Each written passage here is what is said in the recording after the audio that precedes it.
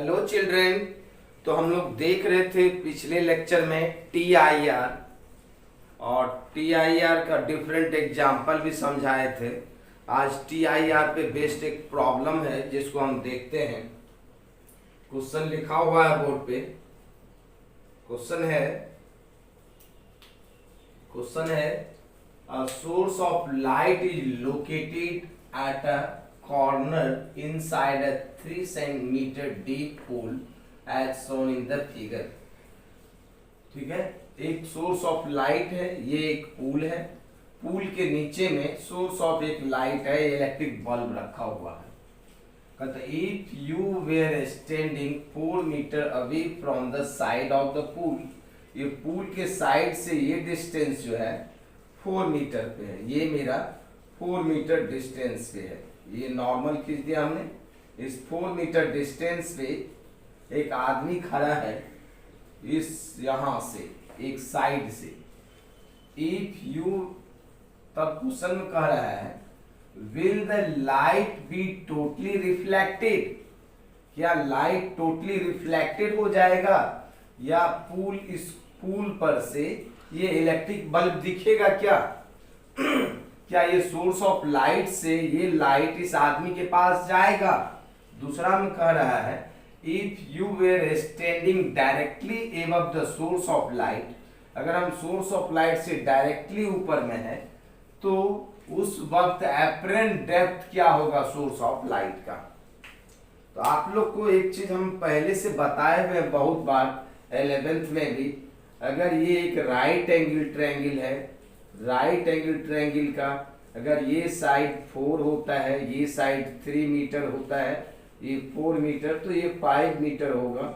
और ये एंगल जो होता है और ये एंगल दोनों निकालते हैं तो ये होता है 53 डिग्री और ये होता है 37 डिग्री और ये होता है 90 डिग्री। राइट एंगल ट्रायंगल है, ये पहले बता चुके हैं आप लोग को बहुत बार। अब क्वेश्चन में ये कह रहा है क्या ये सोर्स ऑफ लाइट से जो चलेगा लाइट रे, क्या इस आदमी के आई पे पहुंचेगा या टोटली रिफ्लेक्टेड हो जाएगा? तो चेक करते हैं। अगर इस सोर्स ऑफ लाइट से इस तरह से लाइट चलता है तो क्या ये चेक करते हैं, चेक कर रहे हैं क्या ये इस आदमी के आई पे पहुंचेगा क्या? तो हम यहाँ पे, ये मेरा एंगल ऑफ इंसिडेंस है, इसको अगर हम यहाँ पे मिला देते हैं, ये साइड मेरा कितना है यहां से यहां तक 4 मीटर है, क्लियर है। और ये मेरा एंगल ऑफ इंसिडेंस है। तो इस डायग्राम में देखो एंगल ऑफ इंसिडेंस कितना डिग्री हो जाएगा, ये आई जो हो जाएगा अगर हम कैलकुलेट भी करते हैं mean sine I equal to T/H, तो परपेंडिकुलर कितना है 4, क्लियर है। और H कितना है, ये मेरा साइड ये 3 है, ये 3 मीटर और ये 4 मीटर, तो ये कितना मीटर हो जाएगा 5 मीटर। ये मेरा 5 है, तो I equal to sine inverse 4/5 और इसका वैल्यू जो होता है मेरा 53 डिग्री होता है, क्लियर है। और पूल के नीचे में क्या है, ये वाटर है और ये मेरा क्या है एयर है। तो वाटर और एयर का क्रिटिकल एंगल क्या होता है C4,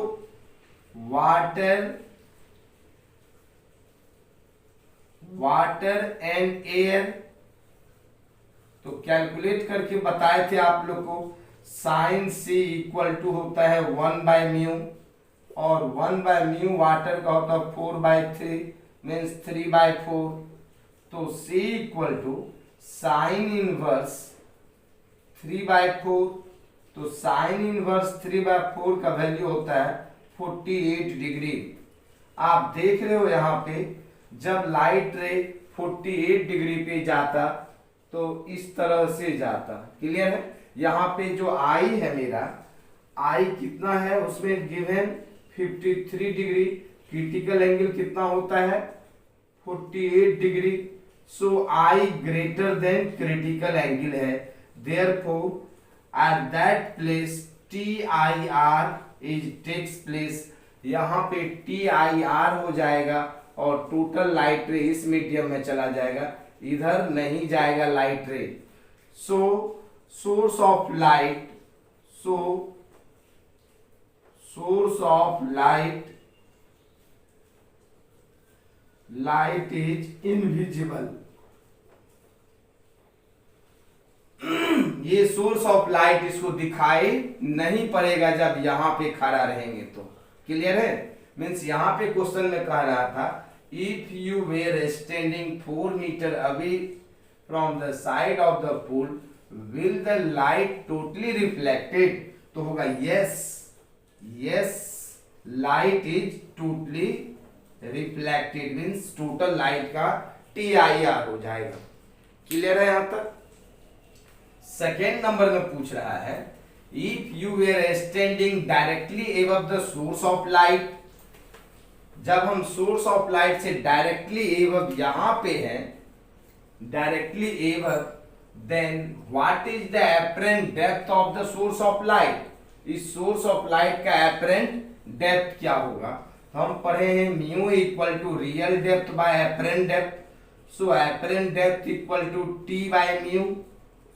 तो t कितना है मेरा, रियल डेप्थ कितना है 3 और म्यू कितना होता है 4/3, this is equal to 9/4 metre. Means ये इलेक्ट्रिक बल्ब जो है यहाँ पे कहीं नजर आएगा और ये जो डेप्थ होगा this is apparent depth and this apparent depth is equal to 9/4 metre, ये 9/4 मीटर होता। क्लियर है? अब इतना ही पूछ रहा था। अगर इस क्वेश्चन में हमको पूछता शिफ्टिंग क्या होगा, तो ये शिफ्टिंग हो जाता और शिफ्टिंग इक्वल टू हो जाता मेरा t माइनस डी, तो t का वैल्यू कितना है 3, d निकाले हैं 9/4। क्लियर है? ये हो जाता मेरा 12 माइनस 9/4, 12 में से 9 जाएगा 9 4 13, ठीक है, तो ये कितना हो जाएगा मेरा 12 में से 9 जाएगा 3/4। क्लियर है? तो मीन्स ये हो जाता 3/4 मीटर, ये मेरा टोटल कितना हो जाता 3/4 मीटर हो जाता। क्लियर है? ये मेरा TIR पे बेस्ड प्रॉब्लम था। अब जो है हम पढ़े reflection of light through plane surface चल रहा है, अभी प्लेन सरफेस में ही ये सब टॉपिक आता था। अब हम देखते हैं reflection of light through prism, prism भी प्लेन सरफेस के अंदर ही आता है। क्लियर है? अब हम देखते हैं टॉपिक का नाम है reflection of refraction of light through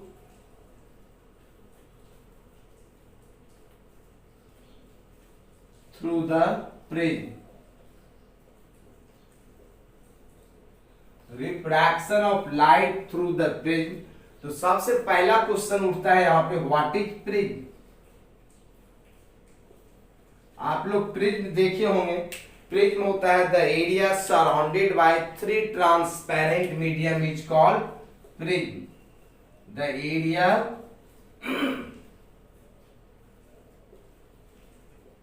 surrounded by 3 transparent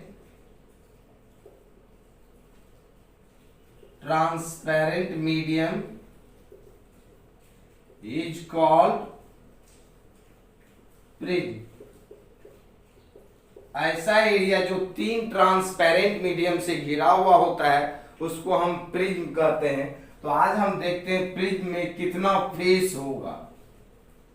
अब देखो यहां से अगर इसको हम इस तरह से ऊपर कर दे, इसको भी ऊपर इसको भी ऊपर, तो 1 फेस 3 फेस 2 फेस और 3 फेस, एक फेस ये 4 और इसके ऊपर में कितना होगा 5। मीन्स प्रिज्म में जो फेस होगा 5 फेसेज होता है। कितना होगा 5 फेसेज।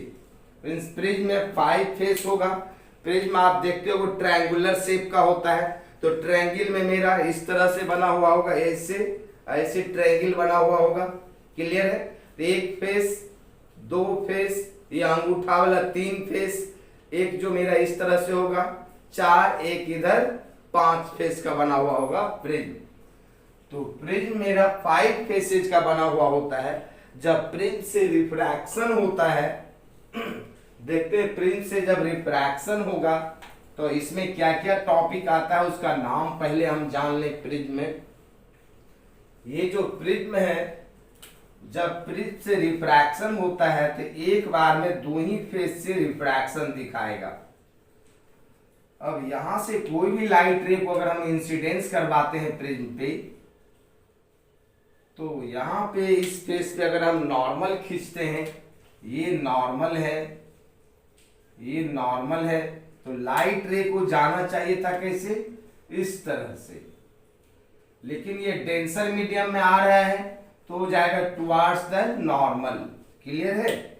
अगर इस फेस पे हम खींचते हैं नॉर्मल, ये नॉर्मल है, तो इसको जाना चाहिए था इस पाथ पे। ये डेंसर मीडियम से रेयर में जा रहा है तो ये चला जाएगा away from the normal. Clear है? तो ये लाइट जो कहलाता है, इस लाइट का नाम है इंसिडेंस रे। क्लियर है? और जो लाइट रे प्रिज्म के अंदर है उसका नाम कहलाता है रिफ्रैक्टेड रे। और जो लाइट रे बाहर निकल रहा है इसका नाम होता है इमर्जेंट रे। क्लियर है? अब जो दो सरफेस से रिफ्रैक्शन हो रहा है उस एंगल को ए से डिनोट किया, इस एंगल को कहते हैं एंगल ऑफ प्रिज्म, या इसका दूसरा नाम है रिफ्रैक्टिंग एंगल। इसको हम रिफ्रैक्टिंग एंगल के भी नाम से जानते हैं। और ये जो एंगल है, इस एंगल को आई से डिनोट किया और इस एंगल को कहते हैं एंगल ऑफ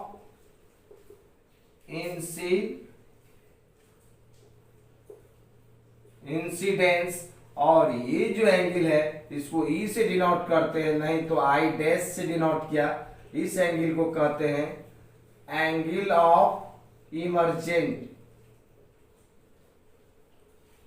ये मेरा क्या कहलाता है, एंगल ऑफ इमर्जेंट। और एंगल ऑफ प्रिज्म के सामने जो साइड है प्रिज्म का, ये कहलाता है बेस ऑफ द प्रिज्म।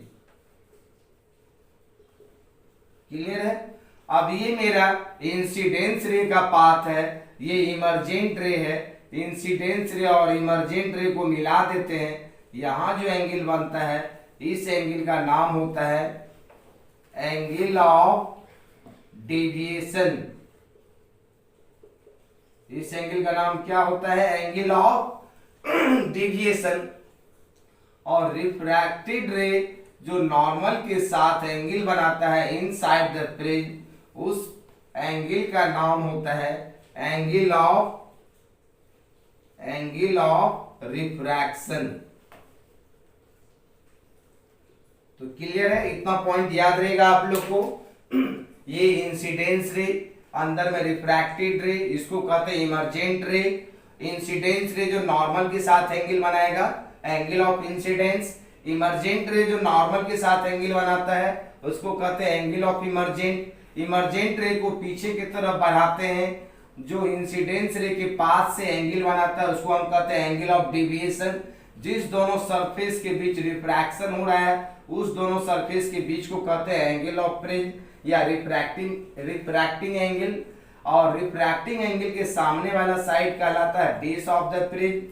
और जो एंगल नॉर्मल के साथ इनसाइड द प्रिज्म बन रहा है उसको हम कहते हैं एंगल ऑफ रिफ्रैक्शन। क्लियर है?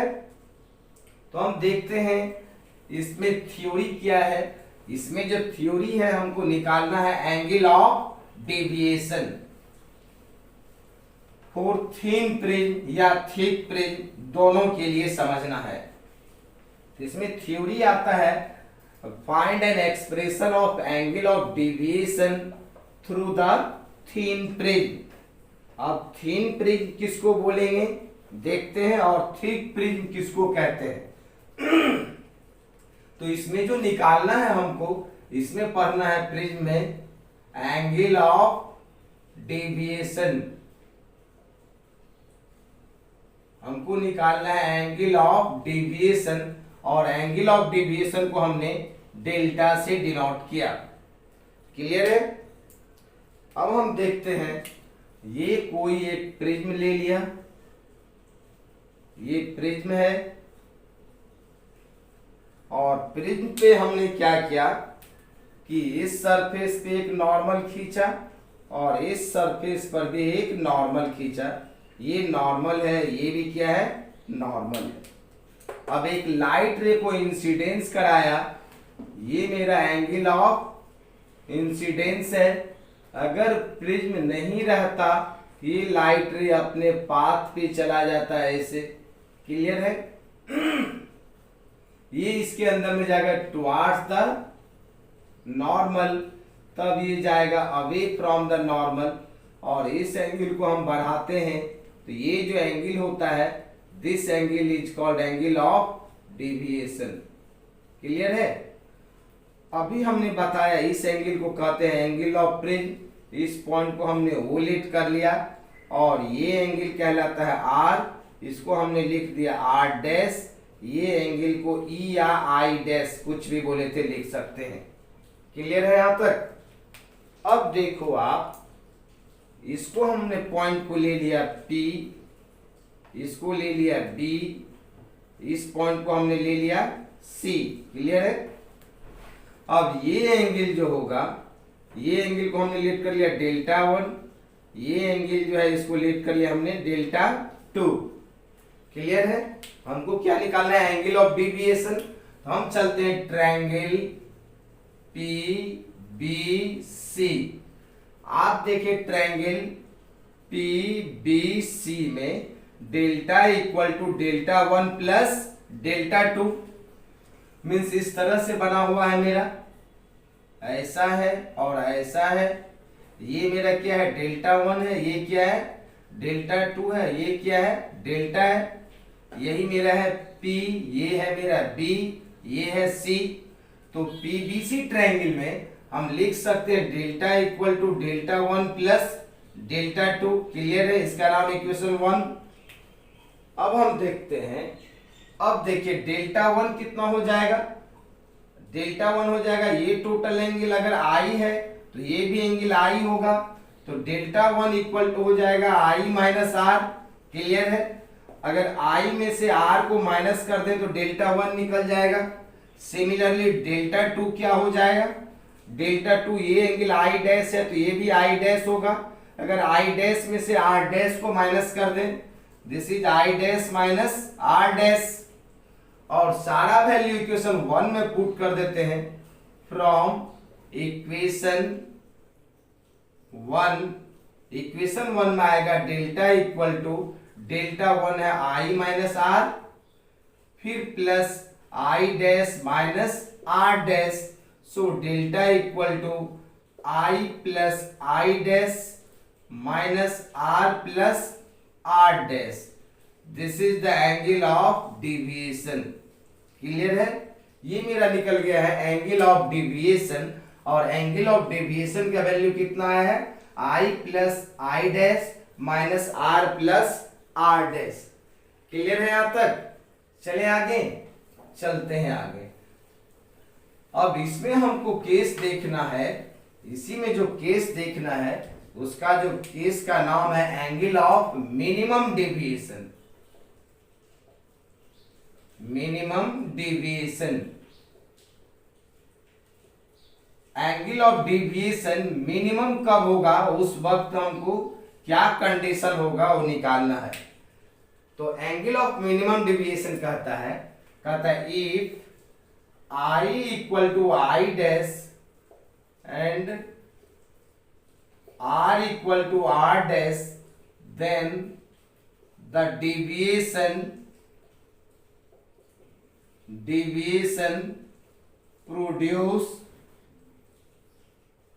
produced by the prism is minimum is called angle of minimum deviation। Condition ये है जब आई आई डैश के इक्वल हो जाएगा और आर आर डैश के इक्वल हो जाएगा तो उस वक्त जो होगा मेरा ये एंगल मिनिमम हो जाएगा और उसी मिनिमम एंगल को एंगल ऑफ मिनिमम डेविएशन कहते हैं। इसको दूसरे वर्ड में कह सकते हैं if light ray passes symmetrically through the prism, symmetrically means refracted ray becomes parallel to the base of the prism. Means इस तरह का कंडीशन आएगा, ये जो इसके अंदर में रिफ्रैक्टेड रे है और ये इसके पैरेलल हो जाएगा। तो जब पैरेलल हो जाएगा तो नॉर्मल से हम ऐसे और ऐसे पास करवा रहे थे तो ये एंगल के इक्वल हो जाएगा।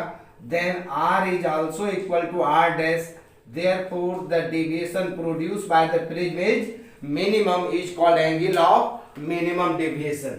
जब लाइट रे सिमेट्रिकली पास करेगा, सिमेट्रिकली का मतलब refracted ray becomes parallel to the base of the prism, ये रिफ्रैक्टेड रे प्रिज्म के बेस के पैरेलल हो जाएगा तो एंगल ऑफ डेविएशन मिनिमम हो जाएगा। उस वक्त का केस होगा I equal to I dash and R equal to R dash. तो इसका नाम हमने ले लिया इक्वेशन 2। तो फ्रॉम इक्वेशन 2 से हम लिख सकते हैं डेल्टा कन्वर्ट कर जाएगा डेल्टा m में, I आई डैश के इक्वल है तो ये हो जाएगा 2i और R आर डैश के इक्वल है तो ये हो जाएगा 2r। This is an expression of angle of minimum deviation. This is equation 3। Clear है यहां तक? ये मेरा angle of minimum deviation calculate हुआ। अब आप देखो यहां पे ये एंगल जो है मेरा, ये एंगल कितना डिग्री है 90 डिग्री, ये भी एंगल कितना डिग्री है 90 डिग्री। क्यों है 90 डिग्री? ये नॉर्मल है, नॉर्मल प्लेन के परपेंडिकुलर होता है तो 90 और 90 कितना हो जाएगा 180। इसीलिए ये एंगल जो है मेरा और ये एंगल, ये दोनों का sum means angle A plus angle O equal to कितना डिग्री हो जाएगा 180 डिग्री। क्लियर है? Angle A plus angle O 180 degree हो जाएगा because this is cyclic quadrilateral. ये मेरा साइक्लिक क्वाड्रिलेटरल है, ये मेरा 90, ये 90 तो 90 90 180, therefore angle A plus angle O is also equal to 180 degree. अब देखें angle R plus R dash plus O, angle R plus R dash plus O is also equal to 180 degree. क्यों होगा 180 degree? ये triangle का तीनों angle का sum है r plus R dash plus O 180 degree हो जाएगा। आप दोनों इक्वेशन से देखो, दोनों इक्वेशन का मेरा क्या है RHS सेम है तो LHS क्या हो जाएगा angle a plus O equal to r plus R dash plus O, O cancel तो a इक्वल टू हो जाएगा r plus R dash. Angle of prism का वैल्यू कितना आएगा r प्लस आर डैश होगा और मिनिमम डेविएशन के condition में r इक्वल होता है r डैश का, so angle of prism is equal to a equal to 2r। Clear है? a का वैल्यू कितना हो जाएगा 2r हो जाएगा और यहां से एंगल ऑफ रिफ्रैक्शन कैलकुलेट करें तो a बाई 2 होगा। अगर एंगल ऑफ प्रिज्म 60 डिग्री दिया हुआ है और एक कंडीशन को फॉलो कर रहा है तो एंगल ऑफ रिफ्रैक्शन का वैल्यू कितना हो जाएगा 60 डिग्री बाई 2, तो आप 30 डिग्री कैलकुलेट कर सकते हो। यहां तक क्लियर है? अब हम देखते हैं from equation 1, from equation not 1 third equation से हम क्या लिख सकते हैं delta m equal to 2i और 2r के बदले में क्या हो जाएगा यहाँ पे a हो जाएगा minus a, so 2i equal to dm plus a, therefore i equal to dm plus a by 2। ये मेरा एंगल ऑफ इंसिडेंस कैलकुलेट हो गया और ये मेरा एंगल ऑफ रिफ्रैक्शन कैलकुलेट हो गया। क्लियर है यहां तक? चलते हैं आगे। अब स्नेल्स लॉ में हम क्या पढ़े हैं? स्नेल्स लॉ में पढ़े हैं फ्रॉम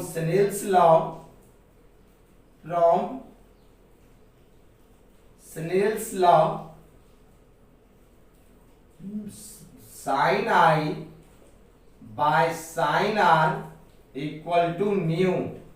अब देखो sine I by sine R equal to mu means mu two by mu one. तो म्यू टू मेरा डेंसर मीडियम है और म्यू वन रेयर मीडियम है, और रेयर मीडियम में क्या है, एयर है।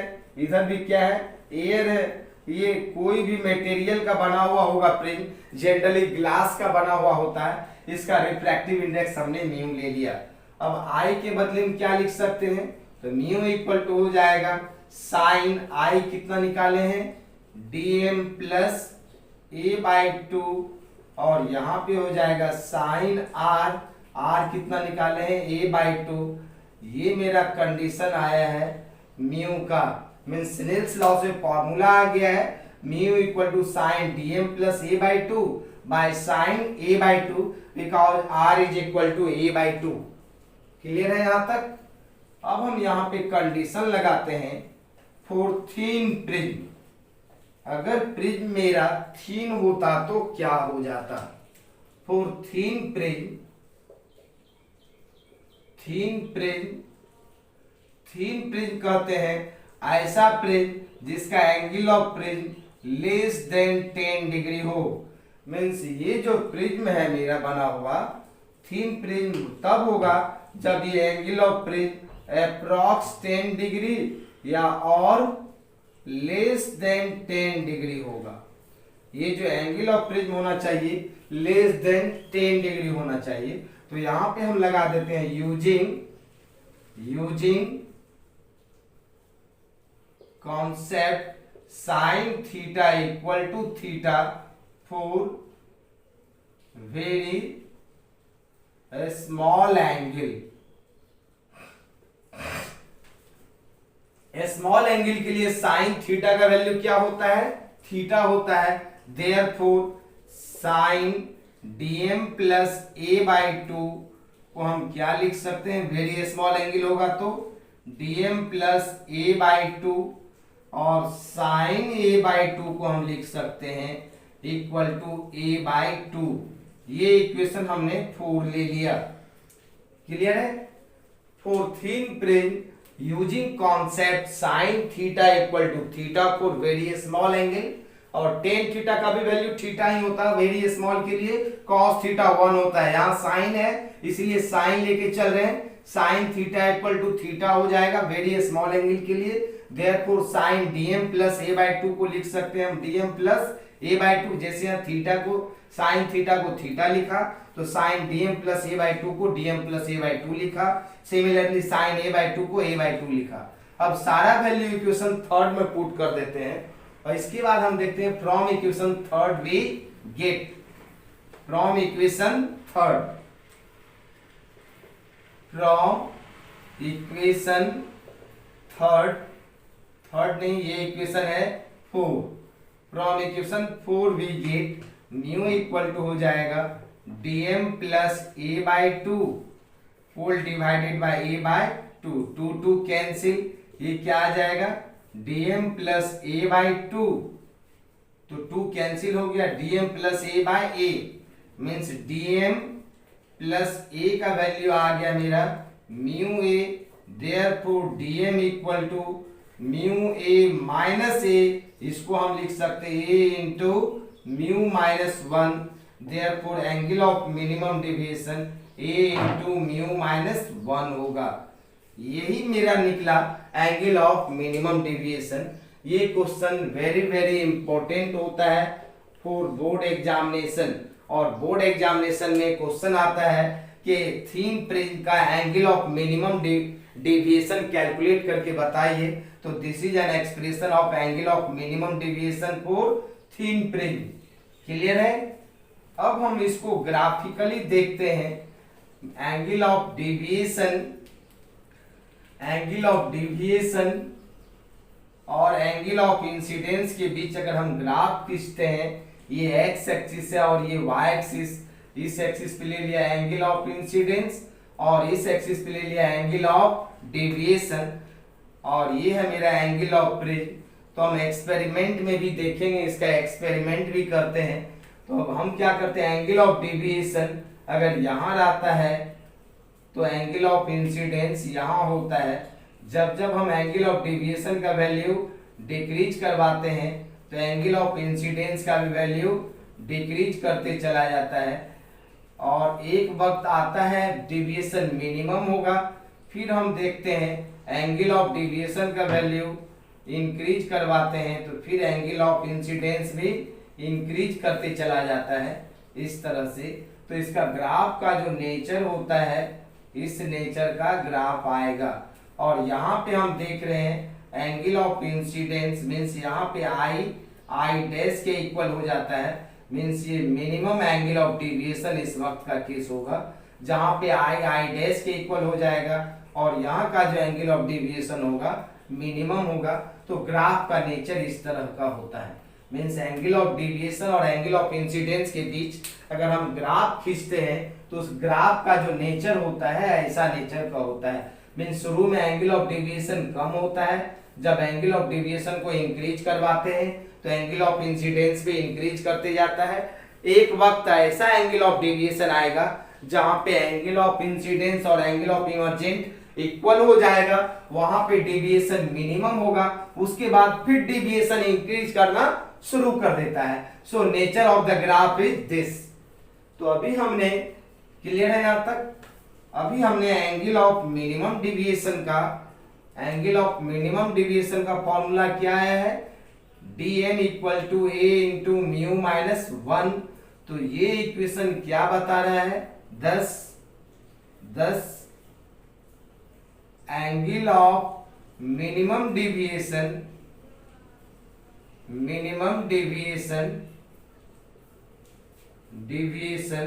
इज डिपेंड्स अपॉन किस पे मिनिमम डेविएशन डिपेंड करता है। तो फर्स्ट नंबर में है angle of minimum deviation is directly proportional to angle of prism. आप देख रहे हो एंगल ऑफ प्रिज्म इंक्रीज करवाएंगे तो एंगल ऑफ मिनिमम डेविएशन भी इंक्रीज करेगा। दूसरा नंबर है angle of minimum deviation is directly proportional to refractive index of the prism. अगर प्रिज्म का RI का वैल्यू इंक्रीज करवा दे तो डेल्टा एम भी इंक्रीज करता है। और थर्ड नंबर में है म्यू इनवर्सली प्रोपोर्शनल होता है लैम्डा स्क्वायर का, where lambda is wavelength of incidence light. Clear है? और ये जो इक्वेशन होता है इस इक्वेशन को कहते हैं कॉचीज इक्वेशन। इस साइंटिस्ट का नाम है कॉचीज इक्वेशन होता है mu is inversely proportional to lambda square. So delta M is inversely proportional to wavelength. अगर हम वेवलेंथ को डिक्रीज करवाएंगे तो angle of minimum deviation increase करेगा, अगर वेवलेंथ को इंक्रीज करवा देते हैं तो angle of minimum deviation decrease करेगा। आप यहाँ पे पढ़े हो व्हाइट लाइट 7 कलर का मिक्सचर होता है VIBGYOR। तो वेवलेंथ इस तरह से इंक्रीज करता है, ठीक है, और एनर्जी इस तरह से इंक्रीज करता है, एनर्जी और फ्रीक्वेंसी। और इस डायरेक्शन में वेवलेंथ इंसिडेंस इंक्रीज करता है। अगर हम ब्लू कलर के बदले में रेड कलर को यूज करें, अगर हम ब्लू कलर को यूज किया तो ब्लू कलर के लिए वेवलेंथ आया लैम्डा बी और रेड कलर के लिए वेवलेंथ आया लैम्डा आर। क्लियर है? तो angle of deviation for blue और angle of deviation for red में क्या रिलेशन होगा? आप देखिए रेड कलर का वेवलेंथ क्या है? ज्यादा है, तो एंगल ऑफ डेविएशन क्या होगा? कम होगा। तो angle of deviation for red is less than the angle of deviation for blue. अगर मेरा सेम मटेरियल का प्रिज्म बना हुआ है, एक बार रेड लाइट को इंसिडेंस करवा रहे हैं, एक बार ब्लू लाइट को इंसिडेंस करवाएंगे, तो रेड लाइट का एंगल ऑफ डेविएशन जो होगा ग्रेटर होगा with respect to blue. Means angle of deviation जो होगा सबसे ज्यादा रेड कलर का होगा, तब होगा सबसे, उसके बाद होगा ऑरेंज कलर का होगा, उसके बाद होगा डेल्टा येलो का होगा, तब होगा उसके बाद डेल्टा, येलो की बात कौन है, ग्रीन का होगा, तब क्या होगा डेल्टा ब्लू का होगा, तब क्या होगा डेल्टा इंडिगो का होगा, तब क्या होगा डेल्टा वायलेट का होगा। मींस वायलेट कलर में डेविएशन सबसे कम होगा और रेड कलर में डेविएशन सबसे ज्यादा होगा। क्लियर है यहां तक? क्लियर है, देख लिया आप लोग ने। मींस एंगल ऑफ डेविएशन जो होगा रेड कलर का सबसे ज्यादा होगा, ऑरेंज का होगा, उसके बाद येलो का होगा, ग्रीन का, रेड का, इंडिगो का और वायलेट का। अगर इस तरह का प्रॉब्लम आता है इससे रिलेटेड तो आप लोग बना सकते हो। ये मेरा प्रिज्म का एंगल ऑफ मिनिमम डेविएशन था। एग्जाम में क्वेश्चन आता है to find an expression of angle of minimum deviation through the prism, तो टोटल फॉर्मूले को प्रूव कर देना है। अगर इस पे बेस्ड छोटा छोटा प्रॉब्लम आता है तो इस तरह से बनाना है। तो नेक्स्ट लेक्चर में हम प्रिज्म पे बेस्ड प्रॉब्लम कर पाएंगे और प्रिज्म से रिलेटेड अभी बहुत सारा थ्योरी है। मींस डिस्पर्सन ऑफ लाइट है, एंगल ऑफ डिस्पर्सन है, ठीक है, बहुत सारा डिस्पर्सिव पावर है, एक्रोमेटिक कॉम्बिनेशन है, डेविएशन विदाउट डिस्पर्सन है, डिस्पर्सन विदाउट डेविएशन है। तो प्रिज्म का जो और सब है 3-4 लेक्चर का होगा प्रिज्म, और 3-4 क्लास में हम फिर नेक्स्ट लेक्चर में देखेंगे प्रिज्म से ही रिलेटेड थ्योरी होगा। तो आज के लिए इतना ही, बाय।